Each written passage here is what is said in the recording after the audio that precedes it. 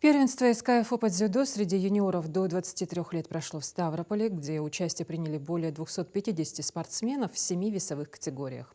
Ингушетия представила на отборочный этап 34 дзюдоиста. Трое из них смогли завоевать путевки на первенство России, заняв призовые места на соревнованиях СКФУ. Бронзовую медаль завоевал Джабраил Албагачи в весовой категории до 60 килограммов. Ему пришлось конкурировать с 50 соперниками. Всего Албагачеву пришлось провести 5 схваток по олимпийской системе. В полуфинале он уступил спортсмену из Кабардино-Балкарской республики, но в утешительных схватках уверенно одержал победу над всеми оппонентами и завоевал бронзовую медаль.